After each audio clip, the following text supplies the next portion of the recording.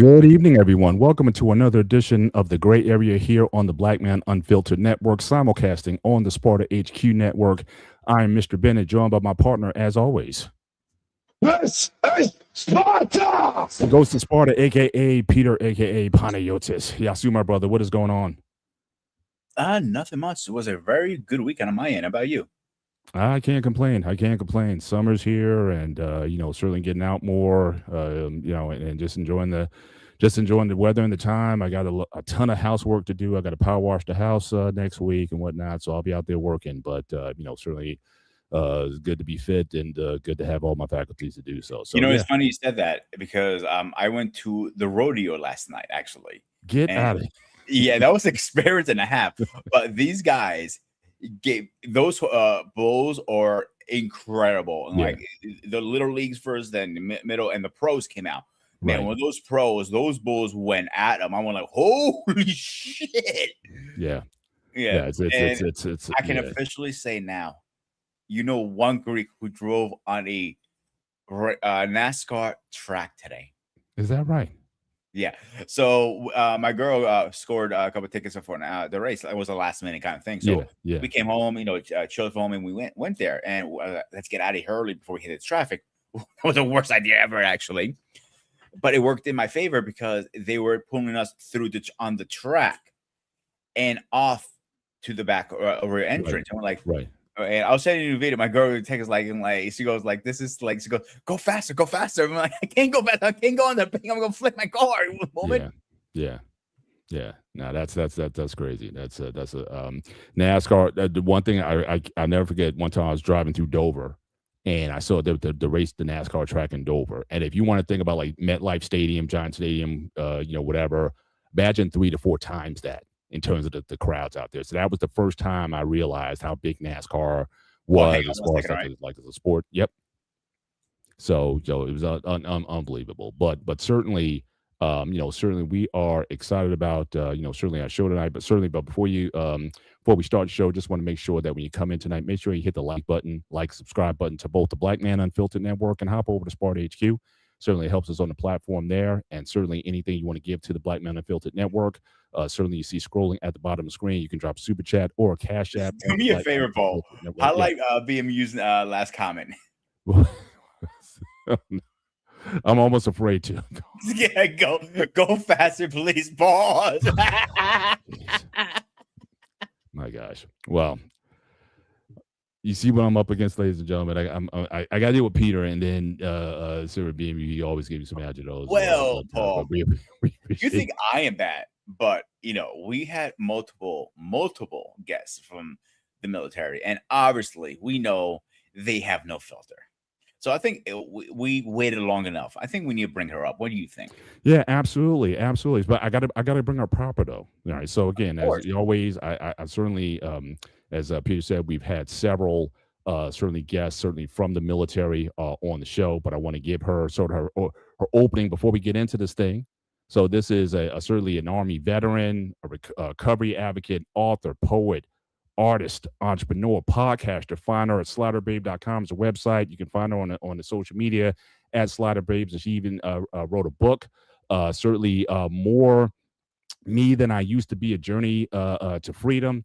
Certainly is our pleasure to certainly introduce our guest for this evening. Please help us welcome Marie Slider Henriksen to the Sparta HQ, to the Black Man Unfiltered, to the Gray Area. It's good to have you here tonight. Good evening. How are you doing? Hello, I'm doing good. I'm glad to be here. Thank you guys for having me. We're good. It's our pleasure that you're here as well. Certainly you were recommended to us. Peter's always working the lines. I got to give him credit. He's always working it in terms of getting us great guests, especially from the military. We love speaking with our military vets and just have them share their stories. Everyone is different. Everyone's so varied and whatnot. And just reading your bio. Certainly a very interesting life, and certainly looking forward to exploring that this evening with you on the show. So really appreciate your time tonight. Thank you.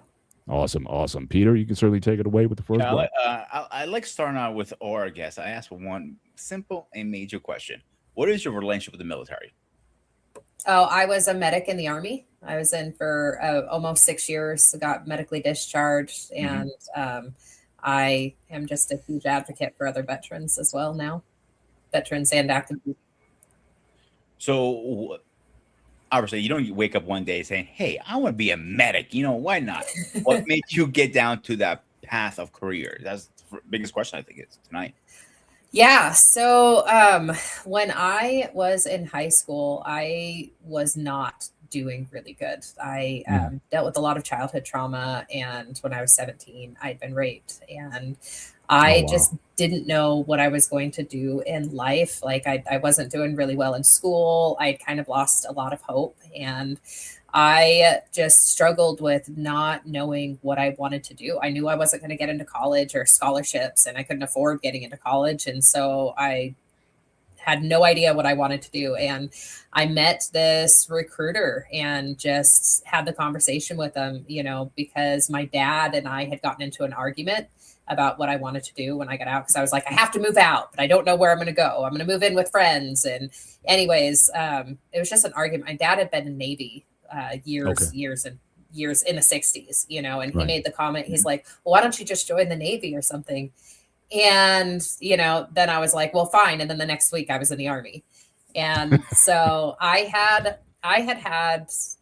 the experience when I was a kid to, you know, you remember the commercial, Be All That You Can Be? Oh, yeah. I love those. Even to I have a playlist of all of them. Those, the Marine, all those, they would have had me years ago, but I love all those military ads. Yeah. Well, I used to watch that and I'm like, well, I'm never going to be in the military, but if I am, I'm going to join the Army. And so I went and talked to a recruiter and I was just like, I don't know what I'm going to do in life. And they're like, well, let's get you joined. And so I decided just kind of on a whim, let's do it. And it was the day before I graduated high school that I officially did my swear-in. And I had them announce me as Private Marie Slider. And it was the funniest thing. And then about a month and a half later is when I actually went into basic training. So it wasn't something I was planning. I just knew that I wasn't okay with where I was, and I needed some sort of cushion when I got out of high school. Gotcha. Now where are you from? I see your background. Are you from like the Pacific Northwest or whatever? You got the mountains and everything. Where do you hail from? So let me tell you, this photo is Yosemite National Park. This is one of the first photos that I ever took right before I got out of the military. This was a picture I took with a flip phone that made me fall in love with photography, which really helped because I didn't really have a voice because of my traumas and then military service. And I didn't even know how lost I was in trauma and addictions, but I knew that this beauty was around. And that's kind of what kept me alive, was being able to see this beauty in the darkness that I felt inside. And this started my photography, I wouldn't necessarily career, but my photography hobby, you know. And so I grew up in Arizona. I was born in New York, lived in California and Pennsylvania for a little while, but I was raised in Arizona and then graduated high school in Utah. And many years living in a bunch of different places inside and outside of the military. I'm actually now back in Utah. So I am currently in Utah. I've been here since about 2021. Gotcha. And certainly this is, so you get into this being a medic, so again that's like being a doctor, right? I mean, there's obviously medical training. Did you even flirt with maybe once you get out, maybe going to medical school or what have you? Like, was this something you saw as a career for yourself going forward? So the training that I did was actually the National Registry Emergency Medical Technician basic training. And so it was basically in the civilian world, it would equate to an ambulance driver. But in the military, we have a lot more freedom. We do a whole lot more. And so I was trained in a lot of stuff that nurses would do and emergency medical stuff like they would do in the ER and stuff like that. But in the civilian world, I wouldn't have been able to. But I deployed for a year. And after being deployed and dealing with the trauma of being over there and the blood, bodies, stuff like that, when I got out of the military, I was like, it's not worth it to me. I would have had to do a whole lot of training just to do a little bit of what I had been doing. And I was done seeing seeing that kind of stuff. That's not what I wanted in my life on a regular basis. I didn't know how to handle it, you know, and I did my job, did what I have to do, but then I ran to addictions because I could not emotionally handle it. So when I got out, I was like, nope, there's no way. I'm never getting into the medical field again. Yeah, I can imagine that. Pete, you got another question? Let me take over. So when you got in, you're in boot camp, going through the drills and everything. Were you thinking like, God, I made a big mistake in my life, or did I do the right choice? But I usually hear, I made a big mistake during boot camp. Oh no, I thrived in it. Really? I thrived in it. Oh yeah. Like I felt like I belonged. I felt like I had purpose. Before growing up and into, you know, junior high and high school, I never really felt connected to anything or anyone. And this was kind of like the beginning of me feeling connected and feeling like I had purpose, because before I don't know how best to explain it. I felt like I was subjected to what everybody else wanted. And in the military, that was the one thing I was doing for myself. And even though I had, you know, a mommy and daddy drill sergeants and NCOs and stuff like that were taking care of me, this was still me getting out on my own and doing something that gave me value, gave me worth. And I worked really hard. I played a lot harder and I got into a lot of trouble. But I loved the way that my body felt with all of the hard work that we were doing. I loved all the lessons I was learning with the medical stuff and with the vehicles and all the other, you know, weapons training and stuff like that. I actually felt like I had purpose and value. So I loved it. And when I got medically discharged, it broke my heart because yes, I loved being in there. And, you know, the dialectic, I don't know if you guys have ever heard of dialectic behavioral therapy. You learn about the ants. Two things are true at once. Okay. It's a really amazing therapy. So I loved it. And I also hated it because it traumatized me a lot, you know? And so there was this love-hate relationship that I had with it. And so when I got out, I was ready to get out, but also not ready. You know, I was ready to kind of see what the next chapter was, but I was miserable when I got out because I lost a lot of that camaraderie that I had. I lost a lot of that value. I was medically discharged. And so that kind of, to me, validated the reality that my body is my worth. For a long time, my body was my worth because of sexual trauma I went through and rape. And so I had that mindset that my body is my worth. And then when I got out of the military, they're like, oh, your body's broken. We can't have you here anymore. And so that was another layer of that. Yeah. Your body is your worth. And so I was miserable and relieved to get out. So it was a little bit of both. And I missed it. I felt important. I felt like I was strong and valuable. And then when I got out, I just felt worthless. Right. So I'm sorry, Paul, you want to go first? Yeah, so I just want to kind of unpack a little bit what you're saying, because first of all, I mean, thank you for sharing. I mean, you've been already, you know, pretty brave tonight and just sharing your story, and I really appreciate the transparency. But let's take me back a little bit to your childhood. Was like, I know you said your father was in the Navy, but you said when you were in high school, where you really didn't quite fit in, or you didn't feel like you. So talk about what that life was like growing up. I mean, why was you think that sense of being you just felt yourself just different from other people, or what was driving that? Okay, so I have quite a bit of a story. So I was actually born to addict alcoholic parents. Okay. And dealt with different types of abuses before I ended up in foster care. And my biological dad had been in the Army himself. I didn't find out until after I had been in the Army. But he got discharged due to his own stuff that he had going on. And so then my brother and I went to live with my biological mom and her abusive boyfriend. And then she sent us back with dad and his parents, but he wasn't around. Grandparents couldn't really take care of us. We ended up in foster care. We were in foster care and with the family, which is the Sliders.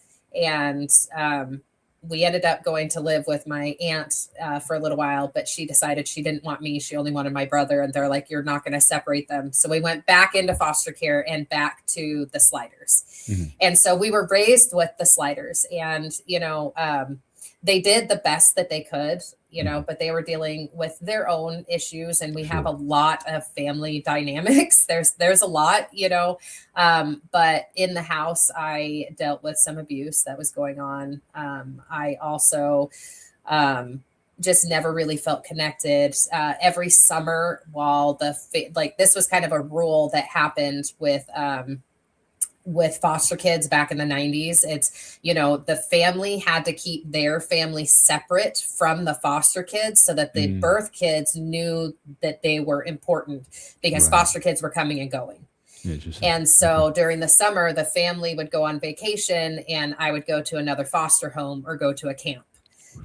For Christmases, we had separate Christmas trees. The family had their Christmas tree. We had our separate one.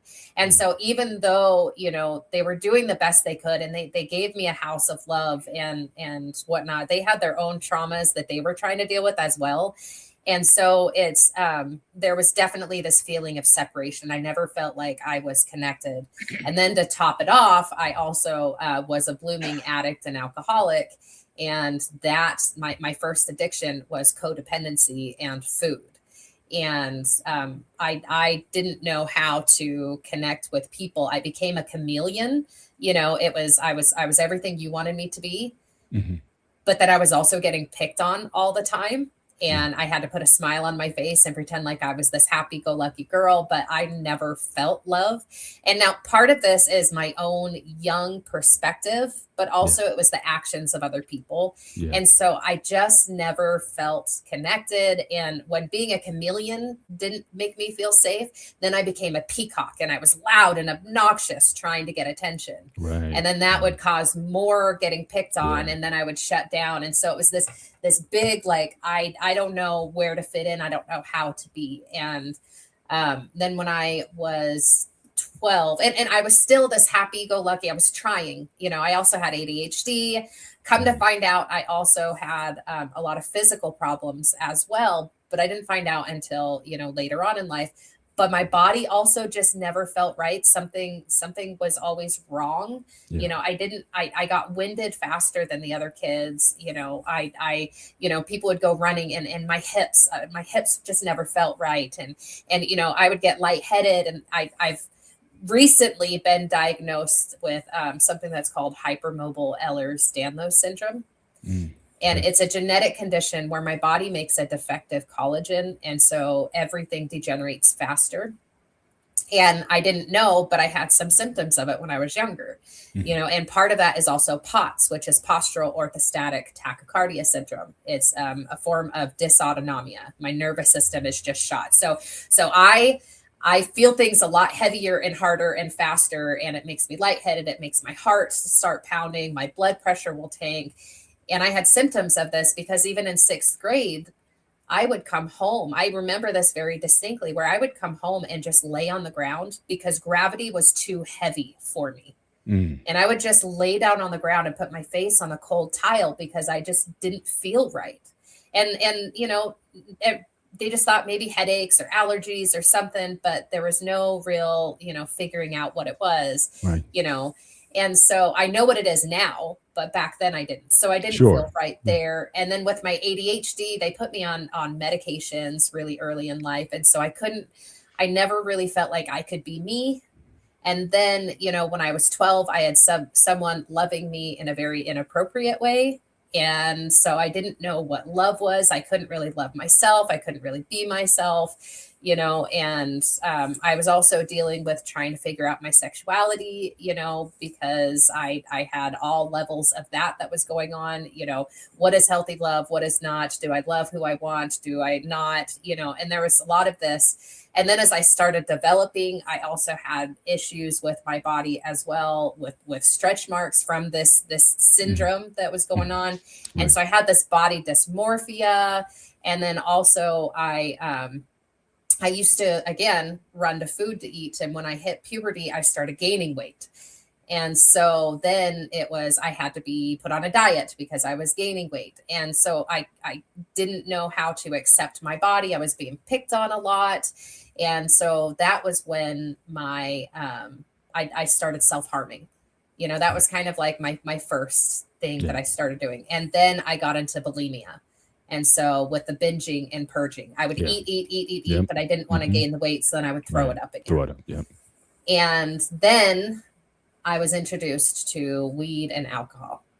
And that was kind of where I finally was like, all right. You know what I mean? Like I didn't care about pretending anymore. You know, I stopped doing good in class. I started sneaking out. I wasn't doing really good.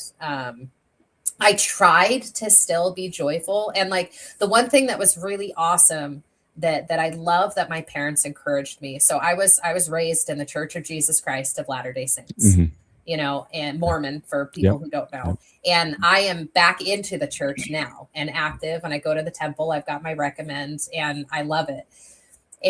But for many years I fell away. But the thing that I loved was when I was younger, my parents did scripture reading every day. They did prayers every day. They did a family night. They had us go to church. They helped me build a relationship with God and Christ, regardless of if the world would let me down, regardless if people would let me down. They encouraged me how to find my own relationship with that. And so that is a huge foundation of everything. So even though I was feeling lost and broken and got into addictions and dealing with different types of abuses and stuff like that, I always knew that there was some higher power and some purpose. And that kept me going through the hard moments. So then we go into junior high, and I'm doing this exploration of who I am. And I also got into like music and choir and singing and using my voice in a musical way. And that is important because nowadays, you know, I'm a huge advocate for using creativity in your field. Indeed. And so I would do choir. And then when I got into high school, that's when I kind of started getting into more trouble and really sneaking out. I was in a metal band for a little while, you know, and I was getting high, I was getting drunk, you know, just acting crazy. And, you know, one of my friends was into some really evil stuff. And at some point there was a manipulation between my parents and my brother here in Utah. And they're like, hey, you need to go up to Utah to live. And so I ended up coming up to Utah, but wherever you go, there you are. Right. And I just got with the same type of friends. And at one point I decided to go partying with my boss and his friends. And, I got so extremely drunk that like my faculties were just completely gone. And they had me smoke something that I believe now was meth. And 3 of them took my virginity after that. Wow. And wow. And so there was just a lot of stuff that happened that I just had no value, had no worth. I didn't feel in control of my body. I didn't feel in control of my life at all. And the weed and the alcohol are what made things better. And so when I had this choice to get out and try to restart my life and do something that I was in control of, I thrived in doing that. And it makes perfect sense now. And again, I thank you for sharing that because it definitely brings the context. We're always asking like what motivates someone to get into the military, but obviously the structure, the consistency and whatnot. I mean, I can certainly see that being a godsend at the time that, you know, so you needed it. And it even goes into one of the questions I had, like when you talk about the traumas and PTSD, this started way before. Like because initially going in, just looking at your background a little bit, I was going to ask like these things happen when you're in the military, and I'm sure there's experiences there that we'll talk about.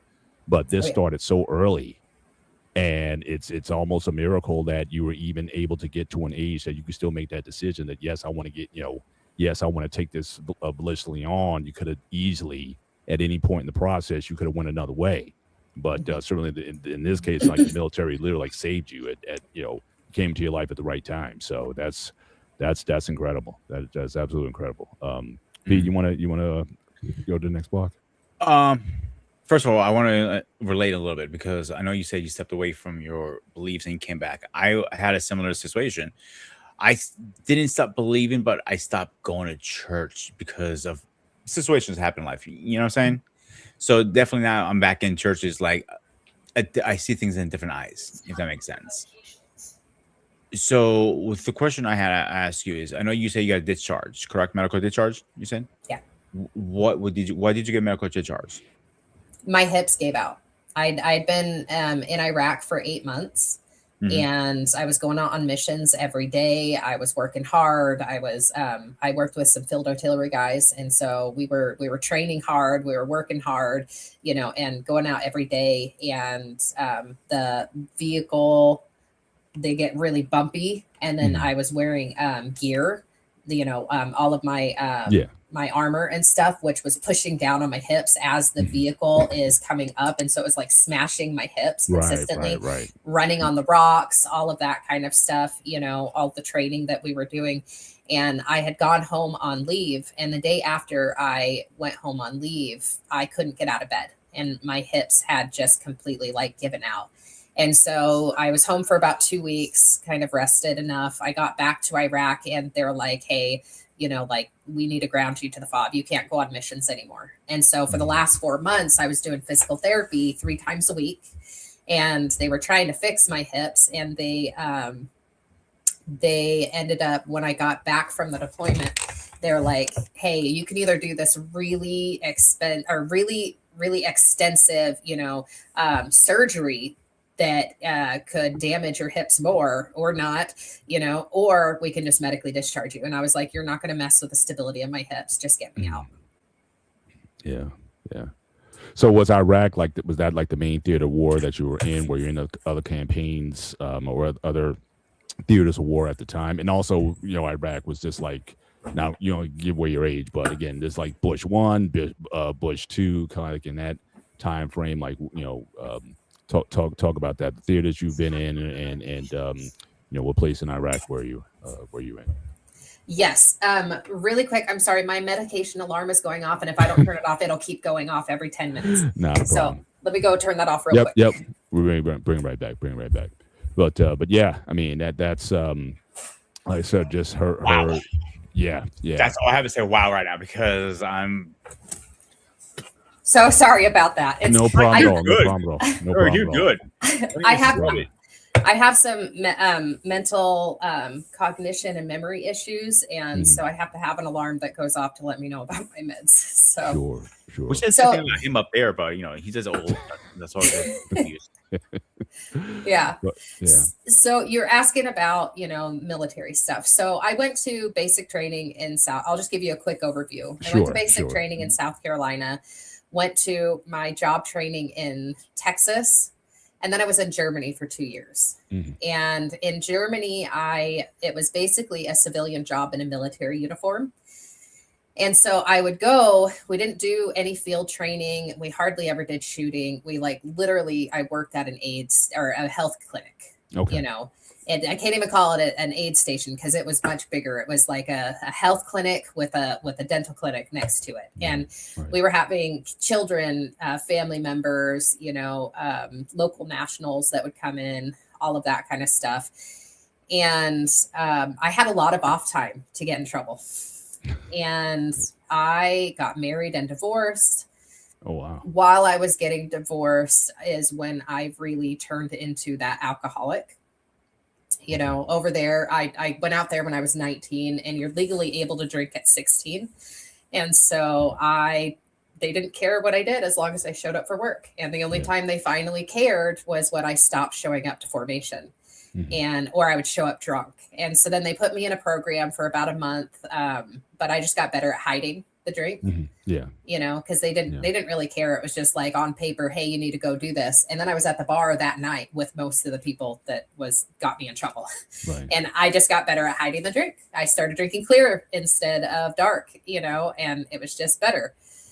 And I was enjoying life, with all the traveling that I was doing, because I got to go to Prague, I got to go to Austria, I got to go all over Germany, and I loved it. But most of my memories were drowned by my alcohol. Gotcha. And I just like at one point I had somebody who told me, hey, and I did not remember this until a few years. I don't even remember this happening, but my friend told me a few years back. She said, hey, we're going to Prague. And if you pick up a drink, we're leaving you there. Like that's how bad I had gotten already. And I didn't know, you know, but alcohol was anyways, it was alcohol, it was promiscuity. Like I just didn't care about myself. I didn't care about other people. And I would go to work and I would play a lot harder and got in trouble. They found me drunk in the officers' quarters many times. You know, they had to come like rescue me because I would get lost drunk walking around. Right. And so anyways, I never dealt with my traumas. And so when I left Germany, I ended up going to Washington State. And as soon as I got to Washington State, they're like, hey, you are getting deployed. And so I ended up going to Iraq. And so this is 2009 was when I went to Iraq. Okay. Gotcha. Yeah. Gotcha. And when I was in Iraq, you know, the first 4 months I worked on the base mostly, but I also went as an ambulance driver, you know, in missions, or I was a truck medic for some of the other units and would go on missions occasionally. But mostly I did like evac on base, you know, getting people to the helipad, getting people to the airport, picking people up and bringing them to the aid station and stuff like that. I had to help with quite a few deaths and quite a few injuries. I was kind of the cleanup crew. And had to clean up the trucks after, you know, everything and whatnot. And there was quite a couple deaths that really impacted me. You know, it's a couple guys that went over a bridge, and there was a little boy that was shot. There was some contractors that got blown up, and so that was the first 4 months. The second 4 months, I went and worked with the field artillery guys. And so with that, I was their truck medic, and I went on missions with them nearly every day. And thank God we never got blown up, but a lot of our battle buddies did. And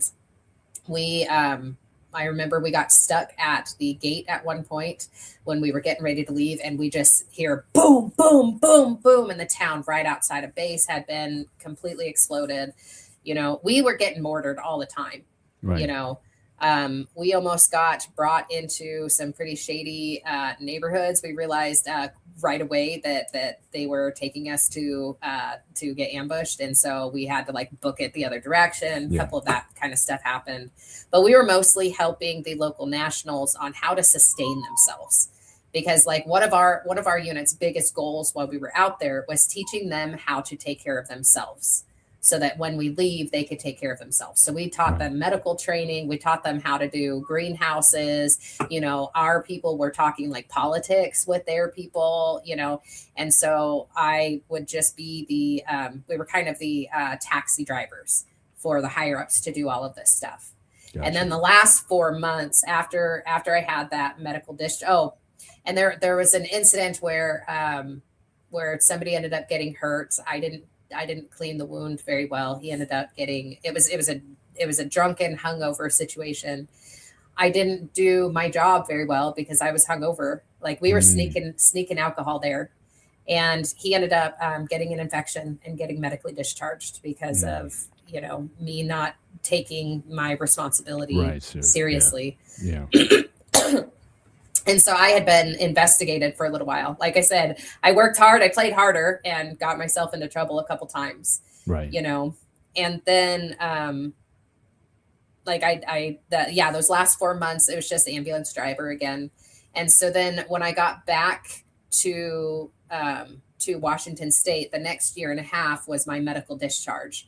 And so they put me on a desk job. And with that, I was doing the medical readiness for my unit to get them ready to deploy again. And I didn't have hardly any responsibilities. If I did my job, I didn't have to do PT. I didn't have to do training. You know, I again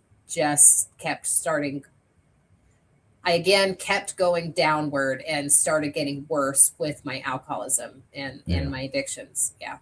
Yeah, it can get a hold of you. Because I was asking, because it seemed like initially Just like when you joined the army in the first place, it seemed like it was like a good thing for you, sort of put you on a path. You were in Germany for a while, but then when you get deployed, it seems like you kind of got your stuff together there because you're like in, again, live situations. But even it's like you're kind of running away from the demon, but the demon's always catching up to you. It's going to get you one way or the other. Yeah, Yeah. Yeah, I was really good at conforming to the situations I was in and doing great, and then the addiction took over.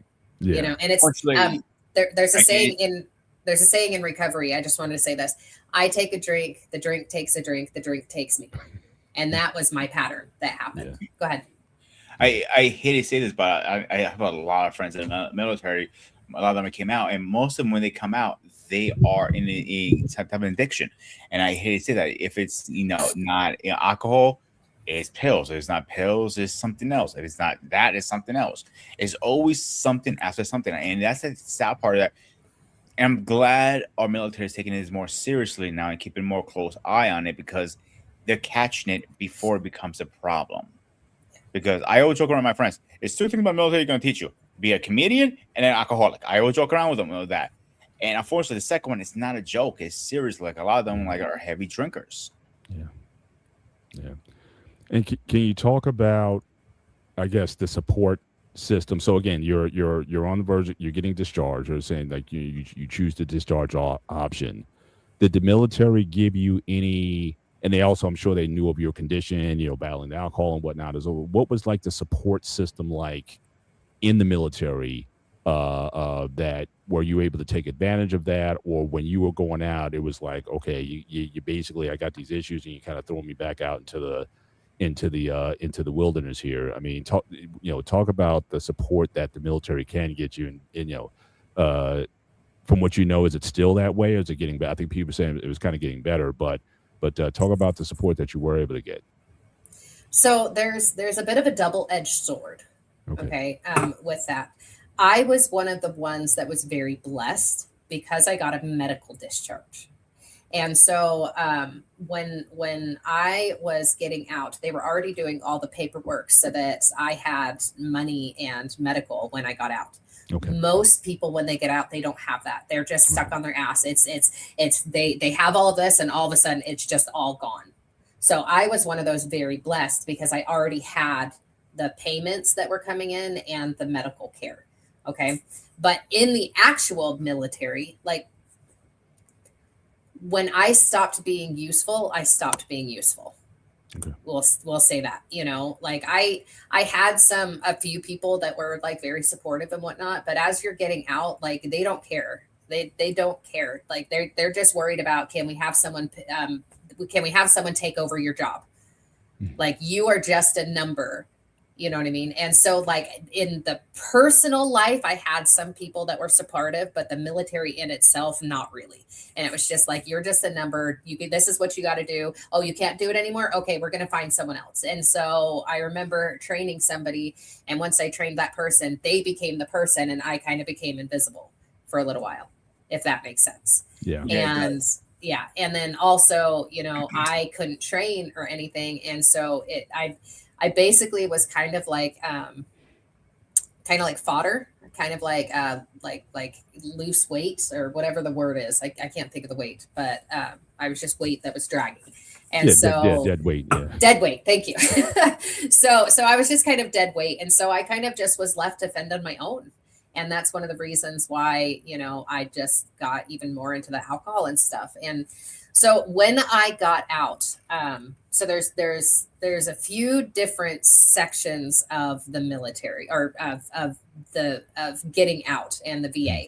Okay. So you've got 2 separate things. You've got one, which is your disability benefits, your housing benefits, your education benefits. That's called the VBA, the Veteran Benefits Administration.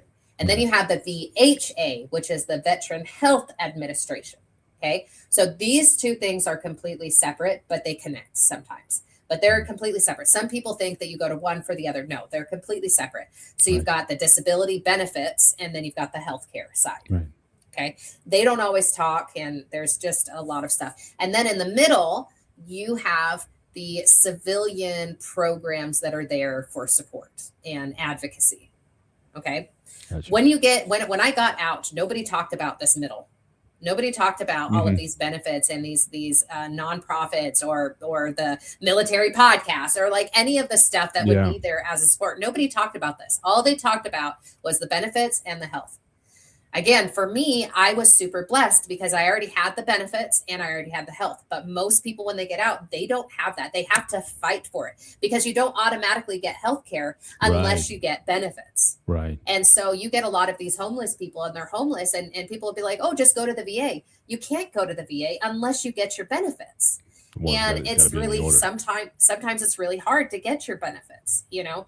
Now you can go to the VA hospital for like mental health crises, but if you don't fit into a certain thing, you know, they can't even help you then because you're not considered a veteran because you don't have the time in service or you don't have this. And so they're doing better, but there's just still a lot, I think, personally, and this is life according to Marie. And if anybody who's listening can make this change, I think everybody that gets out of the military needs to have a 10% at least, so they can go to the VA and start their health care. And then if they get any more, awesome, that's great. But everybody who's ever been in has been traumatized one way, shape, or another. And the big trauma is we are trained to be a soldier.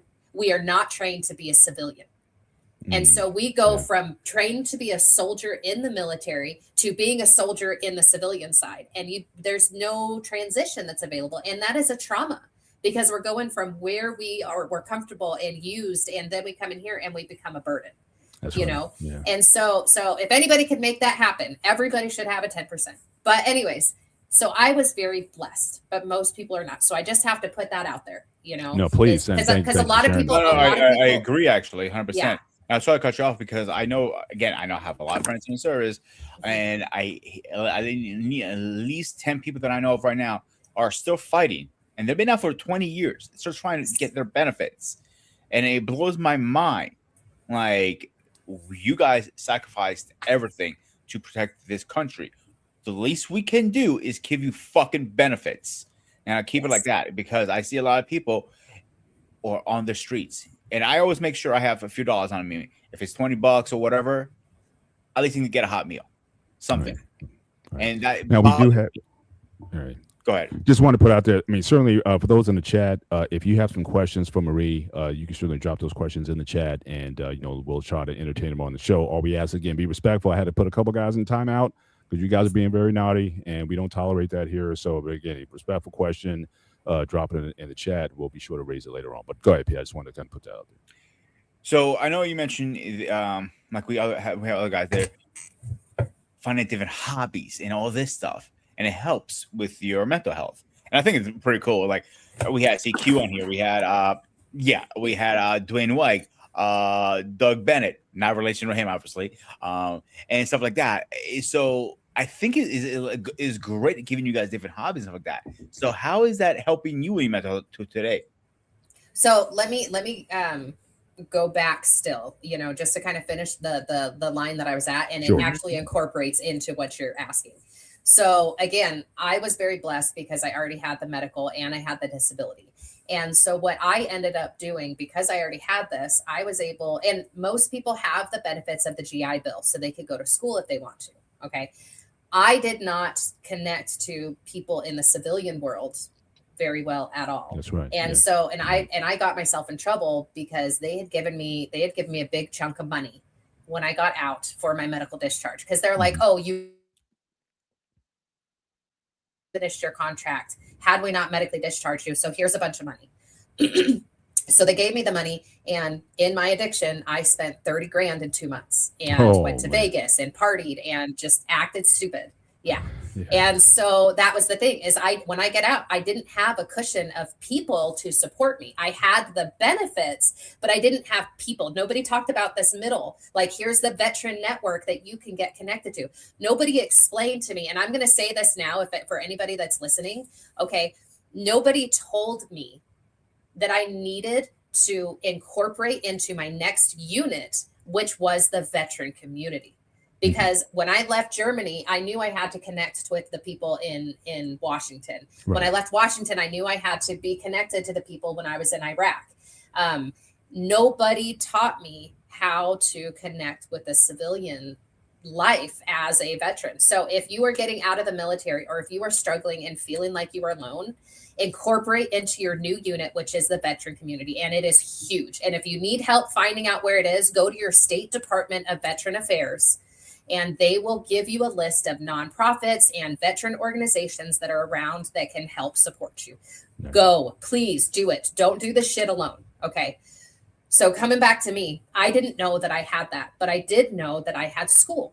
So I decided to start going to school. And in school is when I got into my photography. I took a photography class because I took this picture and I just fell in love with photography.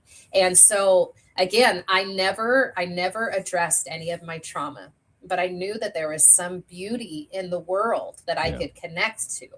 And I ended up getting in a relationship where it was a very codependent alcoholic relationship. He was military as well. He never faced his traumas. We were very unhealthy together. Right. But amongst all of this, I was able to have my photography, and I went to school. And in school is when I was introduced to the veteran community a little bit, because there's most colleges that you go to will have a veteran department, and they do socializing together, and they help you with your benefits and stuff like that. And so with that was when I finally kind of got connected. And so I'm also going to go back. You're talking about creativity and talents, right? Yeah. So music and writing were something that I did when I was in high school. Right. You talk about you were in the choirs back in high school. Yes. Right? Yeah. So junior high to high school, I was in the choirs, and I ended up in the audition a cappella choir, and music was a huge thing for me. And then I also learned how to just write poetry and creative writing in high school from a teacher who just was phenomenal. His name is Greg Park. He is a teacher here in Utah still at Timpanogos, and he's an author and just an amazing guy. And he told me one day, he said, just write. And I was like, okay. And so with that, I kind of found a voice in my writing. You know, it was right after I had been raped, and I needed this voice, and I started finding a voice in writing. In the military, I stopped writing, but I started writing music because I was like, I want something in my life to continue going and beauty. Right. When I got out of the military was my photography, and photography was the way that kept me alive for years and years and years, and listening to music, but I wasn't writing. I didn't actually start really writing again until I got sober. And that was when God kind of gave me this voice in my writing, you know, but being able to have that hobby of the photography and going out in nature and stuff like that really, really helped me. Gotcha. Yeah. Yeah, that's tremendous. And like people were saying, we've talked to several folks, certainly in the comedic space.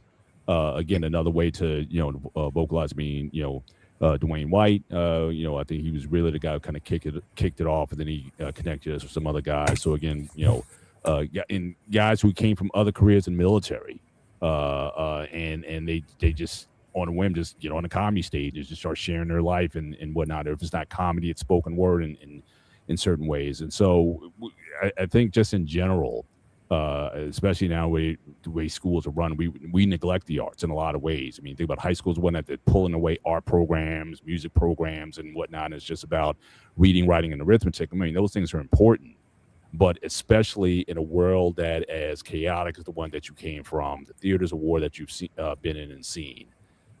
I like what you said about, again, the photography, like getting you connected to the good that's still in the world. Yeah. Because there is, if you look, I mean, the way things are going now, a lot of times, people are asking that question, what is still left to live for, or what is good in the world?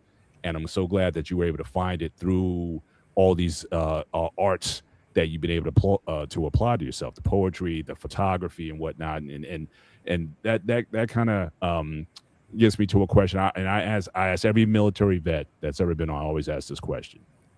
Our show is called The Gray Area because, we oftentimes, a world wants to define everything in black and white, and we realize that there's more gray and that people are oftentimes more connected than than we think. But especially for the military vets, I like to pose the gray area question in this sense, that obviously you had maybe some expectations when you went in. You talked about how, when you went in, how it was like a godsend for you and everything. But a lot of times when people get in, there's sometimes some disillusionment. Sometimes when you're in the service, when you're seeing how things are done, it could be chain of command, it could be mission or purpose. Like, some people get the idea, like, why am I here? Did that ever come up for you? Did you have a gray area in your military service that really started to get you to think about, am I doing the right thing or not? Did that ever come into your mind at some point in time? Many times. So in the military, there is a lot more corruption than people realize. There is a lot. It's because we're dealing with a lot of people who are traumatized. Most of the people I know that I was in the military with dealt with some form of trauma in childhood and needed some form of stability. Yeah. Most of them did. They dealt with some sort where they didn't feel connected and they needed to feel connected, or they needed to feel strong, or they needed to feel powerful, whatever it is. And so many of them dealt with a lot of trauma. So you're dealing with a lot of trauma. You're also dealing with a lot of past of the good old boy syndrome. Or the good old boy symptoms, or whatever it's called, where people get away with murder. There's a lot of corruption. It's like, this is your battle buddy, you have to protect them, or things are done this way. It's always been done this way. There's still a lot of a lot of corruption that happens. And there's a lot of, I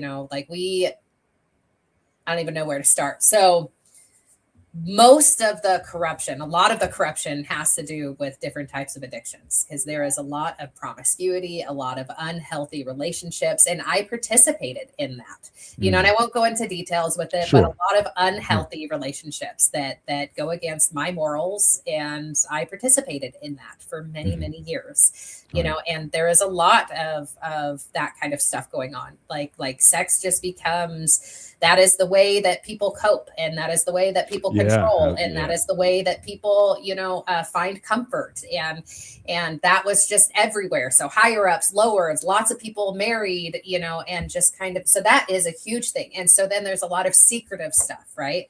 But then you also have the manipulation and the when I was in Iraq, we had one of our sergeant majors that got kicked out of the military because he was wearing a sapper tab when he never went to sapper school. Okay. And they found out in the middle of our deployment. We also had one of my friends told me that at one point his unit left him to die somewhere because he saw some shady instances where money was exchanged with some of the local nationals. And he saw that, and they left him. They just left him, and there was that situation that happened. We also had the two guys that went over the bridge. What happened was the higher ups told them to turn around on the bridge. Yeah. And so they ended up going over. And so there's a lot of that stuff. And then you also have just it's people doing the best they can with the information they have, but also people that are manipulative and, people that are traumatized. And I also had a battle buddy, who I didn't find out until after I got back from deployment. He killed his daughter.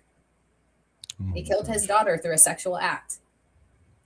And that was somebody that I deployed with. That was my battle buddy over there that I thought I could trust. And so in there, you start learning you can't trust anybody. You have to you have to trust them with your life, right? Because you're in there, but you can't trust them with anything else. We've heard yes. Yeah. That was another guy. I think he said almost the exact same thing. It's kind of sad. I heard rumors, not sources like this.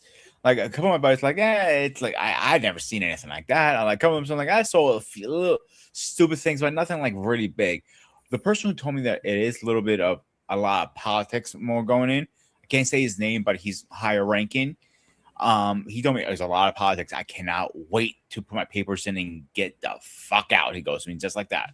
But I'm hearing this, and like, I'm not too surprised, to be honest with you. We see it in movies, we read it in novels, we all hear like all this stuff, but do you really believe it? You're a living fact of it now. Yeah. Like, it's sad. And one thing I learned over the years talking to so many people in the service and retired or whatever, it never changes. Military changes very, very, very slow. Civilian war changes 10 times faster than civilian war does. I had a conversation with a couple people who are active right now, and for their privacy, I'm not going to say their names, you know. But they were talking about how there is a lot of corruption in their unit right now, and that it is just continues and cycle. And I was like, hey, you know, you're getting ready to get out, you know, why don't you go and, you know, report it? And they're like, oh, we can't do that. It's just going to make it worse for the people that are still there if we report it. And so there's a lot of that going on, you know, that people will be punished by other people speaking up. And I was like, well, what about when you get out of the military? And they're like, no, we're not going to risk our people. Right. And so, yeah, it's just this generational. Now, not all of the military is like that. And that's the thing. You talk about the gray area. There is some really wonderful people out there who are trying to make life wonderful and trying to do better, you know, and then there are people that are not. And I wanted to give one example of this awesome thing that's going on in active duty right now. And I want to announce this because I know you guys have a little bit of a following. Okay. If, back in 2020, this is just one example of overcoming the politics, right? Back in 2020, if military members refused to get the COVID shot, they were discharged. Right. They were not allowed to stay. I just had a friend of mine who I deployed with that was that is now a major that said that he is part of a team where Trump has authorized them to seek out, like this is their whole campaign that they're doing. They are seeking out people who got medically discharged and they are letting them back in the military. Yeah. And they are giving them their time back. So all of this time, these last 6 years is going to be time served. If they choose not to come back, they will get paid for those 6 years. Mm-hmm. So if you are listening to this and you know somebody, because a lot of people fell off the face of the planet when they got out because they felt worthless, they felt horrible. So if you are listening to this and you know anybody who got discharged due to not getting the COVID shot, reach back out to the military. And you can contact me. I'll give you the information. I don't have it on hand right now, but I will give you the information and they will make it right with an apology letter from President Trump. And so there are people that are trying to make the military better because that was just one of those, you know, it was a fear mongering technique. Yeah. Yeah. You know, and it was people who were like, oh, you have to get this or else, you know, and so there are people that are trying to make it better. And so again, please reach out to me if you want that information. But yeah, there are people that really are trying to make a difference. Gotcha. No, I would agree 100% of that because I do know a lot of people. CQ, for great example, like we both know, he always tries to help everybody he can. I don't care you're a military or civilian, he always tries to help anybody out. And that's one thing about him. And that's what I like about people who have a story like yourself. You want to help. Keyword, help. Yeah. And I think one thing I think you're going to agree with it that we need to do a lot better is transitioning from military into the civilian life. There is no transition. Some very few people I hear have it, like cooks, for example. Oh, they transition like, oh, they need to get into a line of cooking. I'm a chef, so yeah, I do hire a lot of people in the service to be like, no, because if I can do it, why not? Yeah. But the transition is not there, unfortunately. I think we need a better one. Well, and that's the thing is like, so I am a part, I started it's called the Veteran Database Think Tank. And right now I have about 10 organizations and I that are brainstorming in this think tank. And if anybody wants to get involved, please let me know.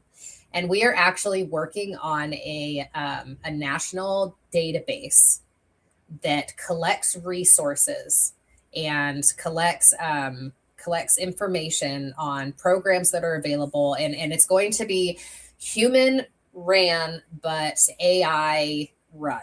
You know what I mean? Human watched over, directed, but then AI ran. And so it's going to be scrubbing the internet for different resources that are available and putting everything in an interactive map database.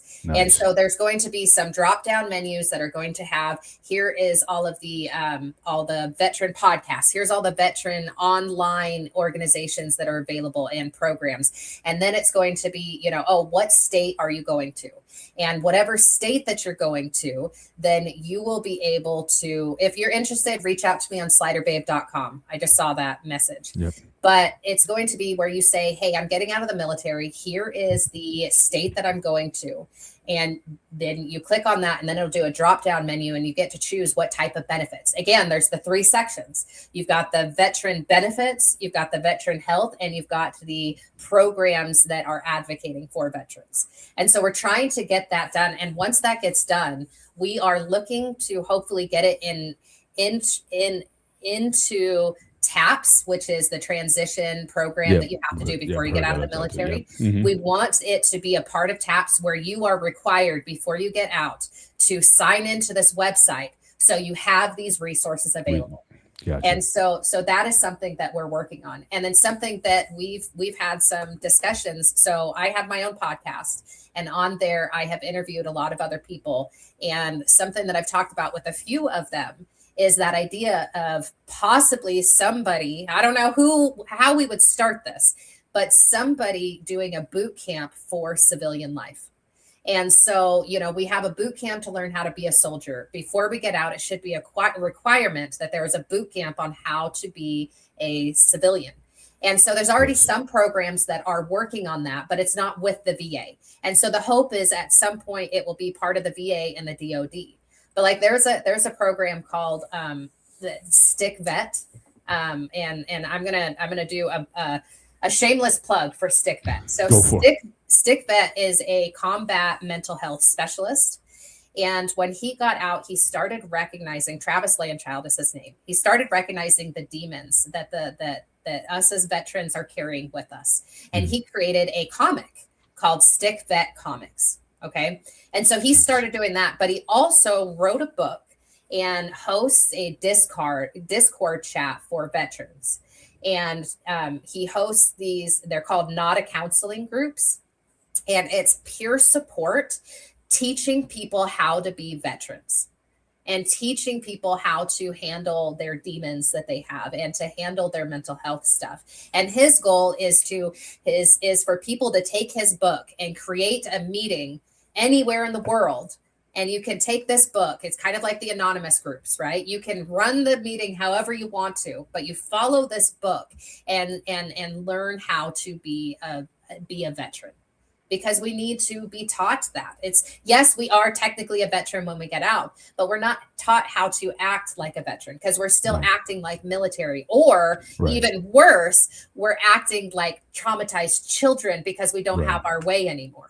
Right. And so if you are a veteran and you're looking into that transition help, look up Stick Vet, reach out to him because he's already got that. And if you're interested in helping with the database to get the information out there, reach out to me, because that is something that is being talked about a lot. We're working on that. Gotcha. Want to talk a little bit about, I guess, the pivot. So lots of life experience that you've gone through. You're out. You've acquired these hobbies and the arts, the photography, and everything. But you as a person, you've been through a lot more than. And I can relate to you early on when you're talking about I didn't grow up in foster care, but I grew up in a very dysfunctional home. Dad drank a lot. My mom had mental illness. Being outcast in school and whatnot. So I understand that sense of alienation very well. I was one of the nerds back in the day. So, but you're at this place now, you're out, but things start to turn around. What was the point, with the alcoholism and just the sense of ostracization? When did you go from being this person who was, again, having all this trauma and the victimization to when you really start to get a grasp on things? Talk about that. What was that pivot? What was that turnaround? And if you want to mention, again, I know you said you're a part of Church of Jesus Christ of Latter-day Saints. I think that you also said that also helped you in your recovery as well. What can you just pinpoint that time when you were able to really turn some things around? Because again, a lot of people wouldn't have recovered from a lot of stuff when you were a teenager. And yet you've gone through all these things and you're still here, but you still had stuff you had to deal with, but now you've been able to turn this around. So talk about that. What was that critical point? Was it the light from God? Whatever you want to call it, the Spirit came to you, whatever. Talk about that and how you've been able to turn that and now into, you can take that trauma and then help other people. Because that's really what, that's where it was at for me, how people can turn around when so many people would have fell off.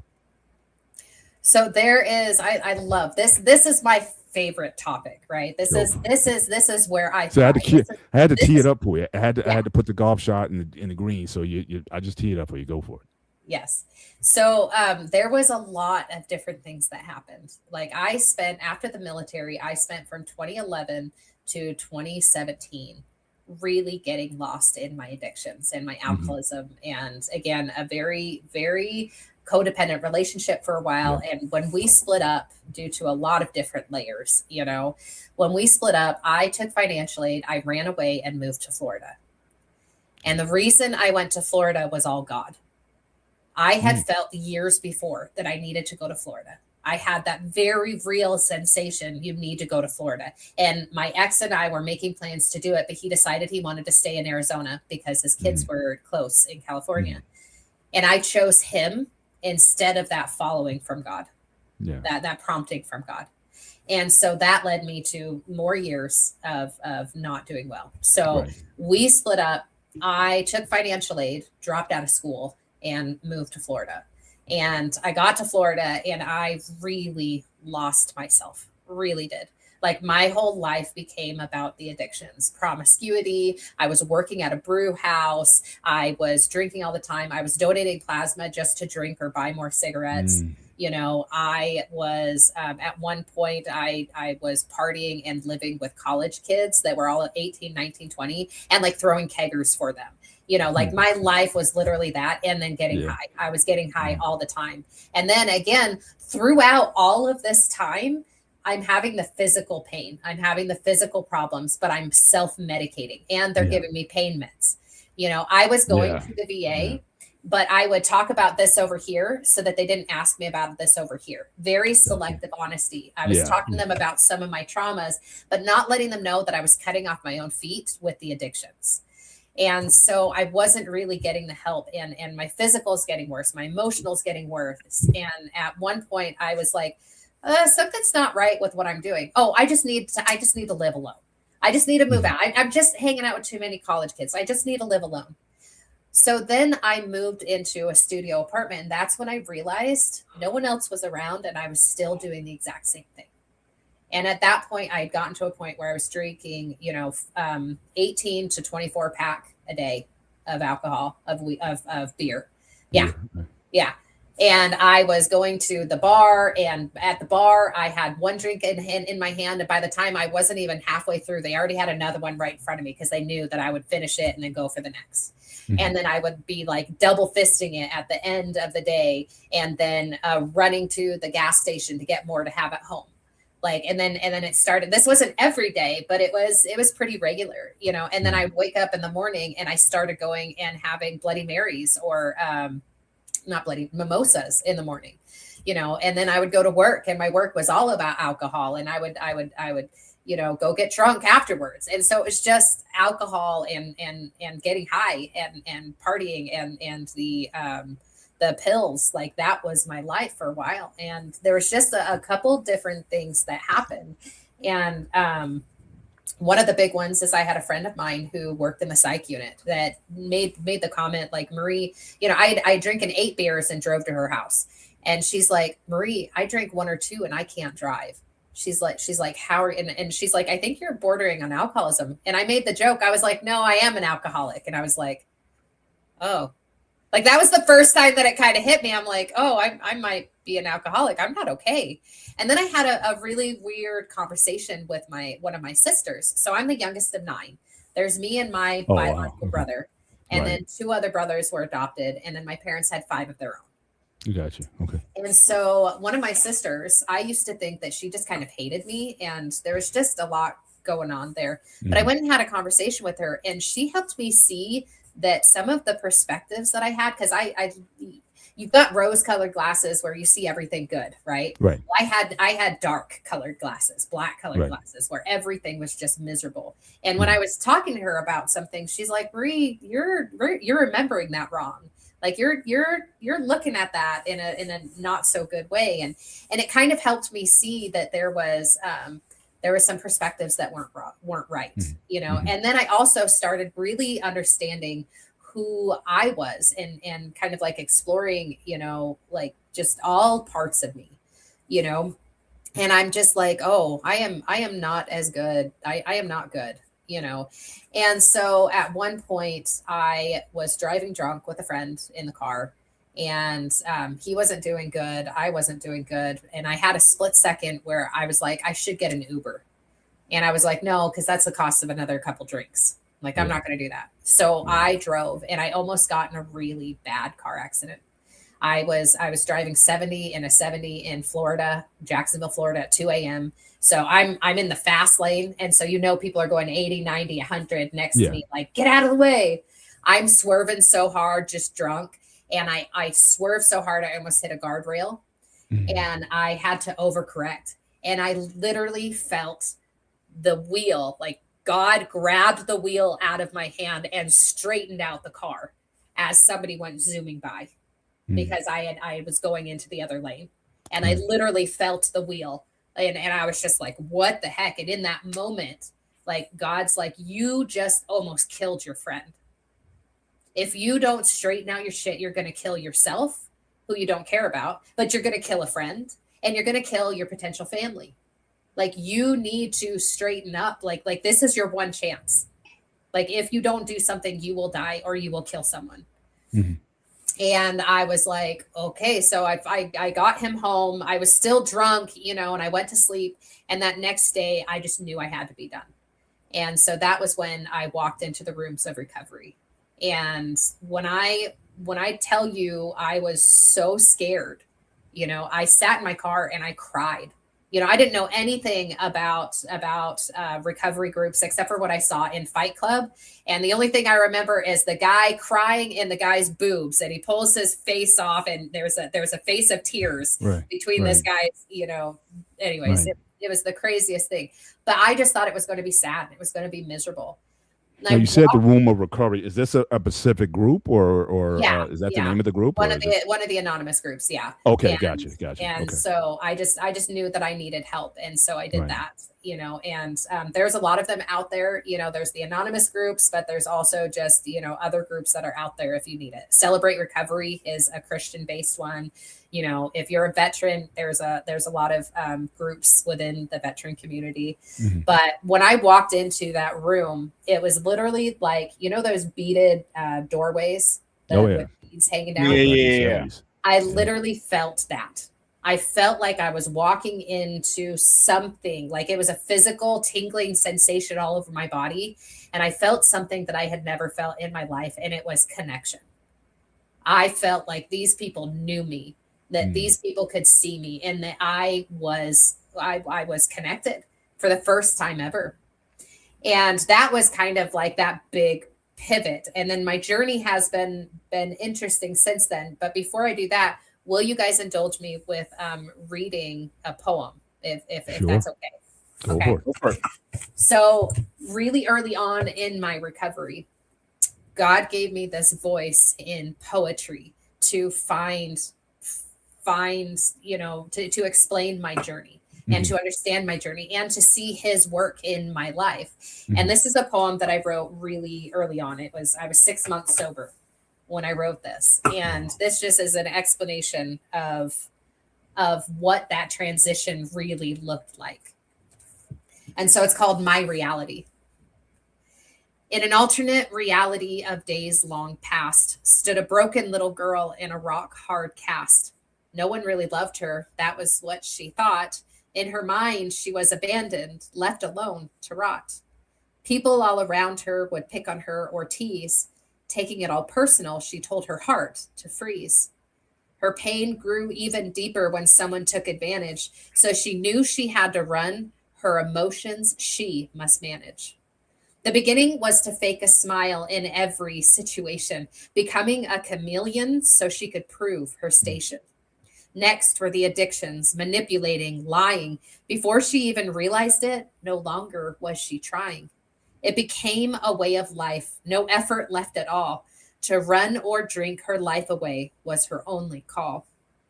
Going through the motions, not letting others in, she felt that to pretend was the only way to win. She saw glimmers here and there, but never finding peace, running to wrong places to try to get release. The people she kept close, she loved as best she could. Most were lost just like her, clinging to falsehood. The ruin this was causing never crossed her mind. Her worth she had been walking on, so hope was hard to find. It took her long to realize her perspectives were all wrong. She was worthy of true love. She had been all along. With this simple knowledge, lines were surely shifted. The weights of old realities were slowly being lifted. The past provided lessons for healing to occur. She learned to focus on today, for the future was a blur. Now, in this strange new realm unfolding every day, stands a hopeful little girl discovering her way. She vulnerable and open to learn humility, willing to make progress towards the day she's free. She fights a daily battle, forgiveness to attain, for from her past reality, resentments do remain. She has to snuff the urges of building up more walls, especially when she feels she's had too many falls. She only knows the next right step is opening her heart to that holy power. He'll outline her part. He's watched her all along, providing her protection. She no longer tries to run from that connection. She does not thrive in chaos or causing a commotion. She can stand her ground, not hiding from emotion. The unknown, though a mystery, no longer is so scary. If the present is unpleasant, she knows it's temporary. She gets up if she falls and holds her head up high. She knows that it's okay if she needs to cry. Continuing this daily, her past no longer binds. And on anxieties of tomorrow, she can lower blinds. Not knowing what the future brings is but a tiny cost. The blessing of uncertainty, she is no longer lost. Bars. Bars. Thank you. Wow. That's amazing. Yeah. That is awesome. That is Yeah. awesome. So I have no words. Yeah, I mean, hard shut me up. Usually, it's very hard to shut me up. You did a good job. You can ask him. I don't shut up easily. No, he doesn't.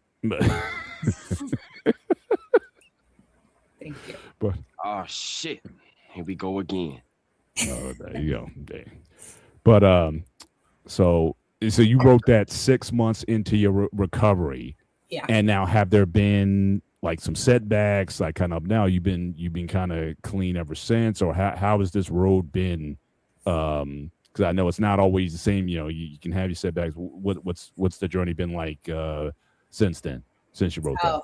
It has been very interesting. So this was back in 2017.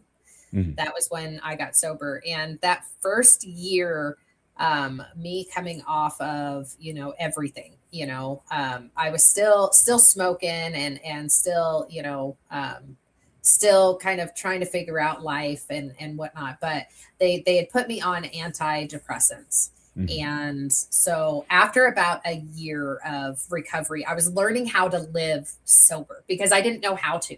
Like, I literally think about it as it was my junior high in high school all over again. Yeah. Because I stopped emotionally maturing at 12 when I started using regularly.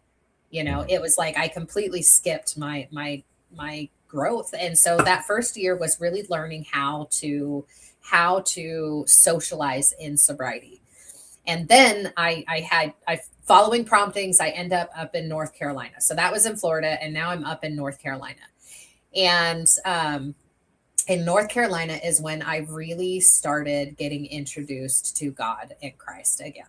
I had gone that first year. It was learning how to socialize, but also like trying to figure out who my higher power was, and for a long time I called it God. And I learned how to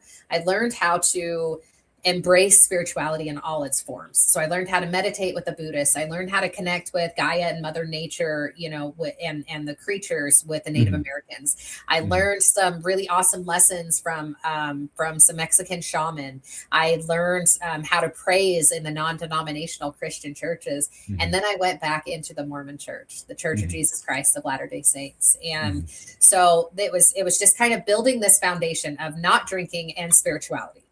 And that was it for a little while, So then the next year, my second year, is when everything kind of started going haywire. Like I was no longer masking, no longer covering. My body is starting to get a lot worse and my emotions are getting worse. And I start having like seizure-like episodes that they originally misdiagnosed as bipolar episodes.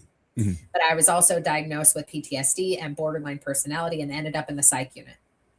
So they put me on. So you got diagnosed at PTSD all those years later, like even after they called it adjustment disorder for years and years. But just given everything that you from early on, from the 3 men to the just now, because I was going to ask you that as well earlier. It's like being in the theater of war, whatnot, seeing all the bodies and the victims, but all of this came later. Yeah. So I honestly, like, this is a funny story and I like to share this sometimes. When people would react to loud noises or to fireworks, I would get so pissed off at them because I'm just like, you're just making this shit up. Just get over it. Like this isn't a big deal. Like, why are you freaking out? Why are you having a hard time? I did not believe that was something that happened. Right. I was so delusional because anytime I went to fireworks or anytime I was around loud things or concerts or anything, I was drinking or high.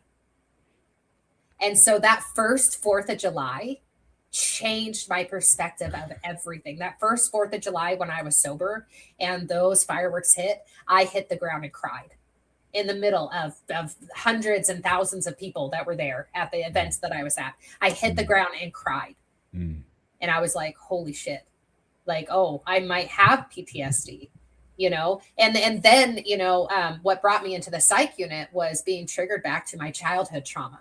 There was something that happened that triggered me back to my childhood trauma. And I'm like, oh shit, like I'm not okay. And I almost put my car in front of a train. And I went to a meeting and I told on myself, and there was an old veteran that was there. And he said, Slider, I don't want to bury your ass next week. So get your ass to the VA.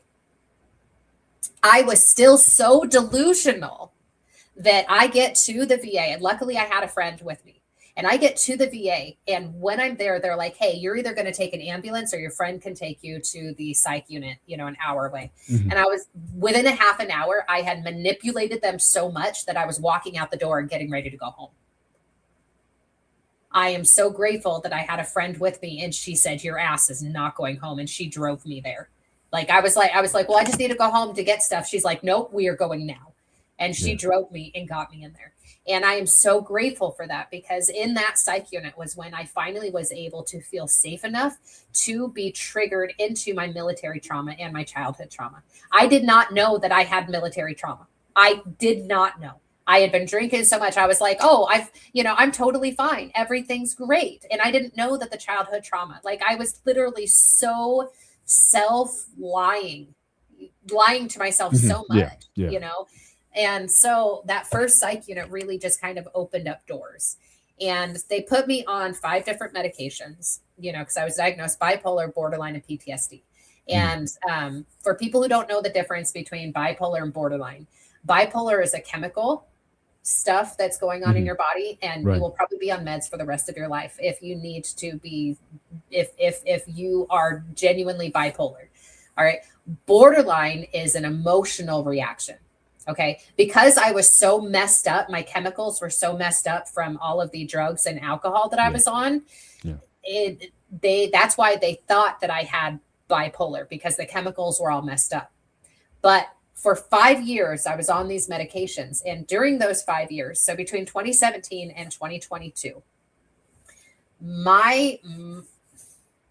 Sorry, I'm just going to go forward and then go backwards. 2022, sure. I ended up in the psych unit again after doing trauma therapy, and the medication stopped working for me. And I started having adverse reactions. They started giving me cognitive processing problems and memory problems and physical symptoms. And they're like, you're not bipolar, you're borderline.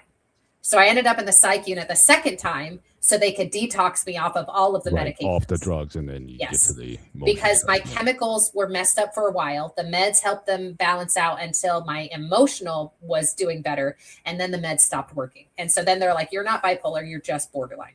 And so borderline is that emotional instability, and it fluctuates quicker, throughout the day. Even I have multiple ups and downs. It's a dysregulated, nervous system as well, and bipolar is like these extended periods, And so anyways, over those 5 years was when I really, I never relapsed on alcohol. Okay, good. Or on weed or on pain pills. My struggle was food. Food was, oh my gosh, my food addiction got so bad. I got up to 250 pounds. Ooh. And I was not okay. And so, we go, between 17 and 2020, I am getting more active in my church, but I'm also, masking with food. I felt like, okay, well, I'm in the church. I have to go to the temple now. And for those of you that don't know, there's the actual church, and then there's the temple. And the temple, you make different kind of covenants to go into the temple. So I had gone to the temple, but then 2020 hit, and I could not be around other people. And I realized that a lot of the work that I had done was out of expectation of other people. Right. Well, I'm in the church and I have to do this now. Or like I'm sober and I have to do this. There's so many different layers with my recovery. Like I was putting on a show for other people, and emotionally I wasn't okay. And so after that, I started doing actions that got me to lose my recommend again. And I started smoking cigarettes again because I had quit. Mm-hmm. I started smoking cigarettes again. And over the next couple of years was me trying to realize, okay, what do I actually want? And it was learning and growing. And then I ended up moving to Utah in 2021 because my dad got dementia, and they wanted me to be close to kind of help out. So I moved out here, but then I realized the unhealthy family dynamics that I had going on. Yeah. Because now I'm sober, I'm not participating anymore. And I'm seeing that I was participating in some very unhealthy things. And so I had to walk away from my family for a little while. And as I was doing that, I was also doing trauma therapy. And so once I finally started going through trauma therapy, I started losing the weight. I started genuinely understanding my own spirituality and my own understanding of mental health. And then I started having all of these issues. Then my body started getting worse as well. So I'm getting a healthier reaction, to food, losing the weight, end up in the psych unit. January of 23, we decided to get me a breast reduction to help with my back. And then my body just starts tearing apart because I don't have the weight on it anymore. In the military, I had the muscles that kept me stable. Right. And then I had the weight that kept me stable, and it just started tearing my hips apart. And so around that time, I ended up in a care facility getting my hips replaced. I had to get both of my hips replaced. Yeah. And while I was in there, the bulimia got even worse. And so after I got out of there, I also got married while I was in there too. In between surgeries, I got married to my best friend, and he's also a veteran. He's a Marine vet. And so I had these good things going on, and I was processing through trauma stuff and whatnot. And there was a lot of different layers going on.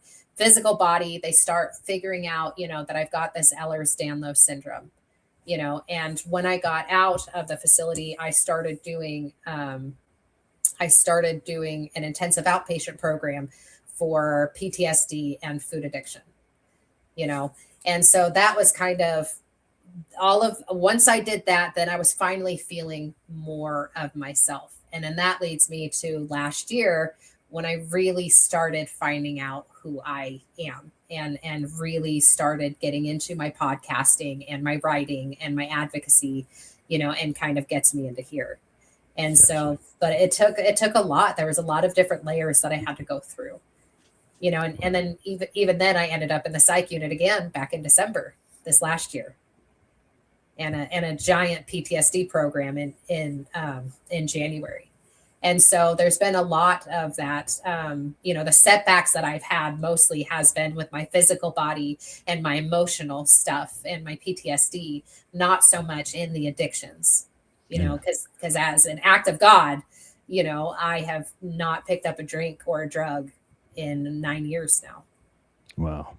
I gotta, Pete. I'm gonna turn it over to you, but yeah, I would actually. I know you keep talking about, obviously God intervened and whatnot, but there's something in you, because like this doesn't happen. Like I said, there was so many times to go off the cliff, and you pull back and you kept trying. I mean, so a lot of people get in and out, and you quit. There's something in you that just will not quit, and that you got to give yourself. If no one else is going to give you credit, if you don't want to take it for yourself, I got to give you some of that. There's something in you. She deserves her flowers right now. That is, yeah. I mean, we're Christians here, both me and Peter. We get that side of it and whatnot, but there's something in you as well that you might not have known about for a long time, but it's kept you here. Because I just can't imagine. I don't know if I would have personally. I'm just keeping 100. All the stuff I went through growing up or whatnot, I don't know if I could have handled all that. So again, give yourself some credit. No offense, yours was a walk on park versus hers. Yeah, that's what. So, okay, I'm going to stop you there. Okay, I don't like when people do that. Okay, and the reason why is you cannot compare stories. My story is mine; it will kill you. Your story is yours; it would kill me. You have access to the tools available to help you heal from your journey. I have access to the tools that'll help me heal from mine. I don't like when people do that. Yours was so much easier, but yours was so much, no, fuck that. Excuse my language.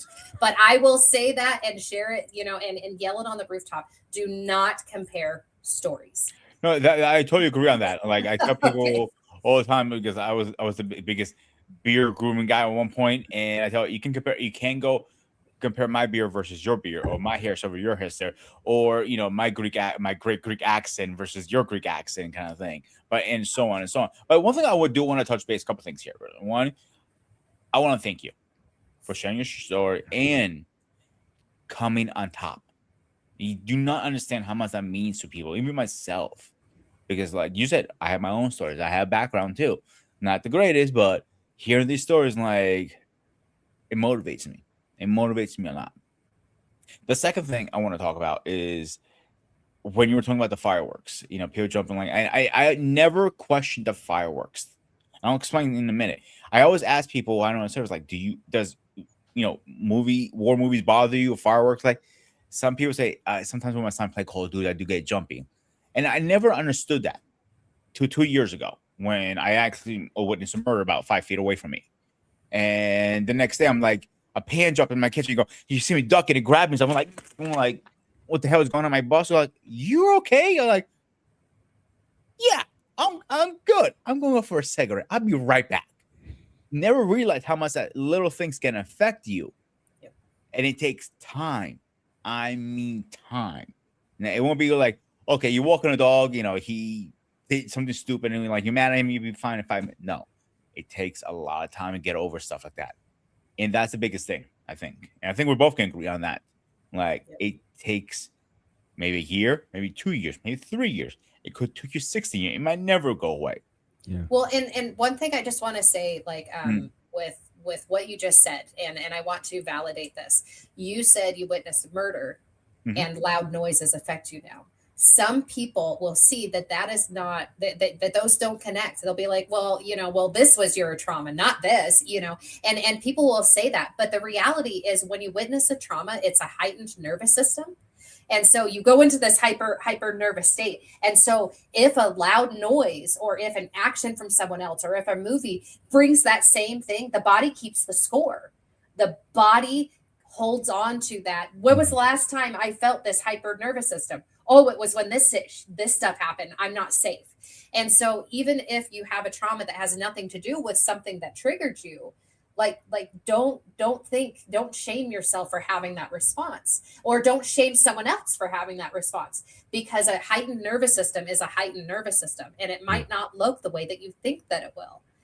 One thing that can be completely out of the blue can trigger you based on your own traumas. So I just wanted to throw that out there, because that is important. No, you're totally right. Like, it took me about a year and a half to get over that, and I didn't realize how much it takes. And like, I work in a kitchen, and banging and slamming thing is a normal everyday concept. So the first couple months that was worse, and then it starts slowing down a little bit. But I'm the lucky one because I got over it faster. Some people can never get over it, and that's the hardest part. How do you live? Not getting over.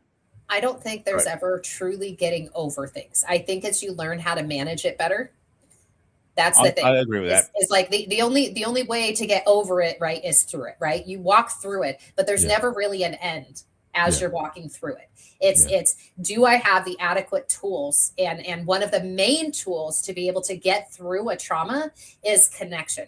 Because most traumas have to do with feeling disconnected. Addiction, the opposite of addiction is connection, because addiction isolates you. Trauma isolates you. I don't feel safe, and so the biggest tool that we have in our belt is connection. And so if you find people or places or your higher power that can help you feel connected, then you learn how to handle the trauma responses better. But I don't think there's ever actually getting over it as some people think. And so I think that it sounds like you had developed the tools where you don't react as badly. And I think that is wonderful. I think that's beautiful.